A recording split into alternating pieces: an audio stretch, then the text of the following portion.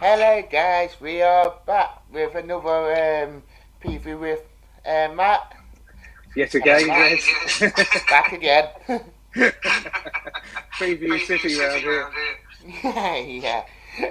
Well, it's Leicester City in the FA Cup on Sunday. I got it right this time. I said Yes. Saturday double week. How are you feeling going into it? Well, we should be quite confident, shouldn't we? They're not in the best form, I gather, and they're expecting to have difficulties. But obviously, the last game was such an appalling outing. It was like after that, it was all doom and gloom for a change. Well, probably the worst played on the Trooper, and that's it. That's been here. Trooper been here quite a few months now, so It was very weird. It was the classic thing, you know. As soon as we get near to the playoffs and we look like we're actually going to do something, we sort of falter every single time, and classic stuff. But it was, I just felt it was almost like they had COVID or something. And Cooper said to them, "Oh, just go out there and make the best of it. You're going to get beaten anyway," sort of thing. Because they looked kind of resigned to it, didn't they? It was weird. It was a really weird game. I mean, to be fair, there was a couple of other games recently where we had bad first halves. But we came back. I mean, this one we really didn't. Really. Yeah, that look that well, not look whatever Cooper half-time team talk didn't seem to work this time, but it's one of them ones. Yeah, just hopefully it's a blip. It's one of those things you write it off. Yeah, I mean, the FA Cup it's look at the round, and obviously you got to perform on the day now to do no replays, and even though it's Leicester, I know our rivalry with Leicester is not the Phineas Derby, but obviously Leicester seem to be bigging it more than us. Funny, isn't it? In a way, but it'd be nice to renew acquaintances with them. Hopefully give them a decent game. Hopefully beat them with a bit of luck. Yeah, it's been like 7-8 years since we last played them. Which that's right. It seems forever. Yeah, I wonder what they've been up to. They've done anything. I think they won a couple of trophies just to fill their trophy cabinet, but nothing too much. Second-rate ones, probably. Yeah, second-hand. Yeah, not like proper ones that we won in the old days. No. But yeah, they seem to be staying in Premier League, and bar that one season wonder, as a lot of people say it, even though they play well, they've not really done much since that. No, I mean they've done well, I think, really overall. I think we've swapped them. And last time we were playing them, it kind of felt like it could have been us, sort of thing. Things have been a little bit different. But it was them, not us. And we've had a few problems since, haven't we? Yeah, we have to be fair. we've had all of them. All of them, yeah. But we seem to keep made up a few extra ones. Yeah. I've supposed to. Yeah. But yeah, it's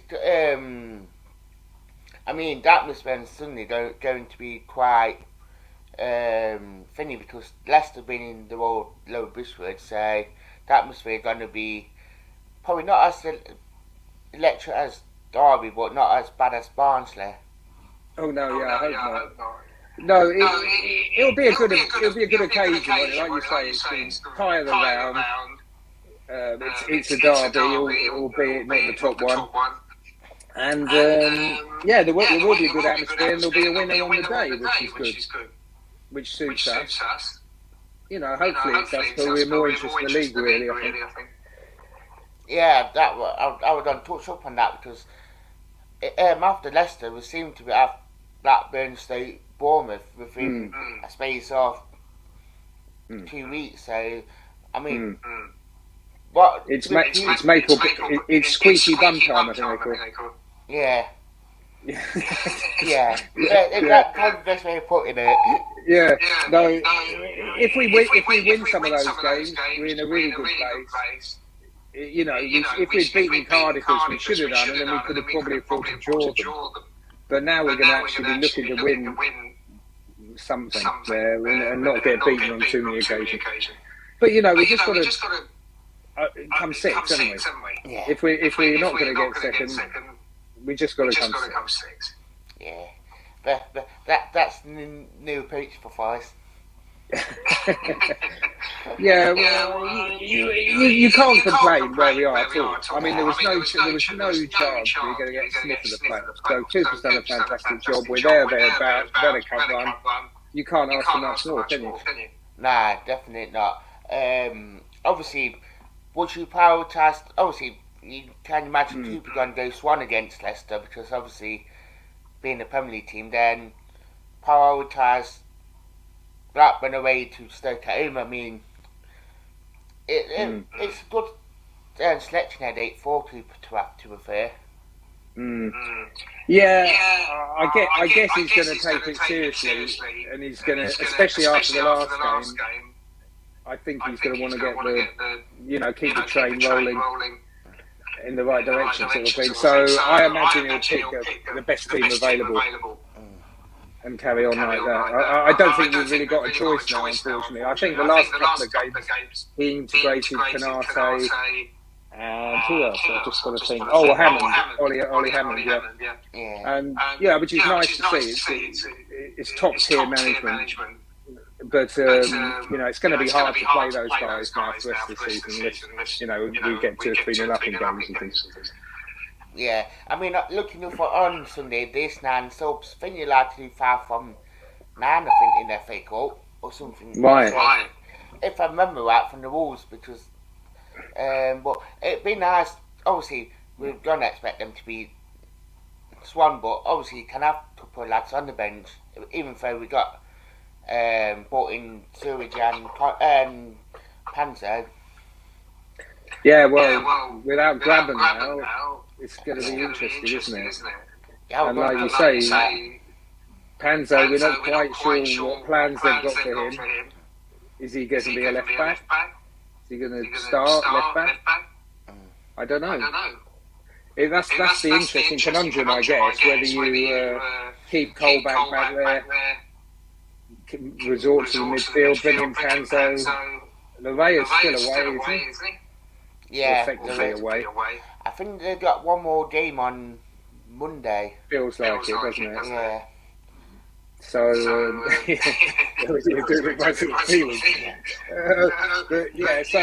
will be kind of fascinating. And whether we start with 1 or 2 up front, whether it's Davis or whether we put, like you say, Surridge in there.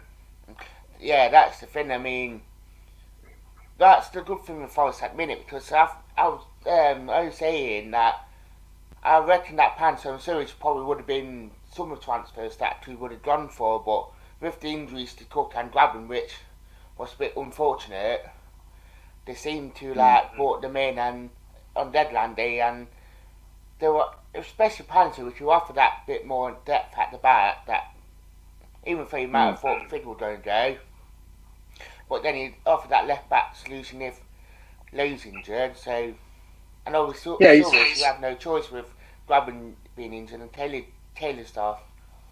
Yeah, I mean, I guess he's a bit like a Chema, isn't he? Where you can use him as a centre half or possibly a left back. Yeah, I mean, like you say, Cook is definitely out, do we say? I'm not sure that probably it's not 100%, is it? I don't know. No.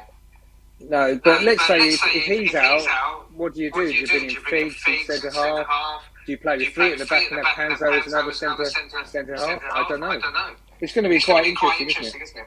Yeah, it'd be a good dilemma for Cooper to think who to play there or what to play Yates there. I mean, it's another option. He didn't look so good last game, dropping back into his defence. I mean, I personally, I think he's more of a midfield player. I think it's hard for him. You're asking a lot to go back and play as a proper centre half. You know, when it's occasionally with another 2 established ones, okay, tactically in a game for 10 minutes here and there. But I mean, I forgot really, Lowe's back, of course. Yeah. I was talking about left backs still. I mean, Test guy, I can't get it out of my head. But yeah, you know, Lowe will probably just get big left back, all things being equal. But I don't think he's been up to speed since he's come back. Nah, it's just getting him back into the way of going again. Well, they rushed him back, didn't they? And he's obviously a little bit uncomfortable at the moment, I think. But he's a good player. He'll come good. He's probably feeling it right now. So they'll probably do that. So it's just where it's a back three. I don't know. What do you think? Back three? I'm not sure. I think if we play Panzer, I think it will be a back three. Yeah. What, with Figs in the middle? Yeah. But actually, when you think about it, they're all the left-sided ones, aren't they? Yeah. We'll be overlooked by left-sided ones. And going forward, it'll be interesting, won't it? Because do you play Panzo with McKenna as the centre one, with his height and stuff? Probably.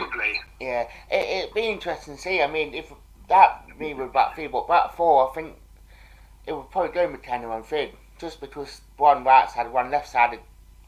Yes, it makes sense, doesn't it? Yeah. Plus, they know each other and everything. Yeah, I mean, it's more likely, isn't it? Yeah. And then you could have the option of dropping Yatesy back in if needed. Yeah. So it's going to be interesting team selection, not only for the game sort of thing, but with our personnel now. Yeah, definitely. I do agree with that. And then Baysay as well. You forget him because you could even throw him into the mix, couldn't you? Yeah, Baysay's back as well. He played quite a lot for the under-23s recently, so. I mean, if you didn't have Yates, you could be thinking about him in his kind of role, almost as a holding midfielder that can drop back and switch from the 3 to the 4 and so forth. I don't know, his career is a little bit sort of sidelined now at the moment, isn't it? Yeah, just a bit. Obviously, Leicester, they've been very up and down at the minute with how they are playing, because they're like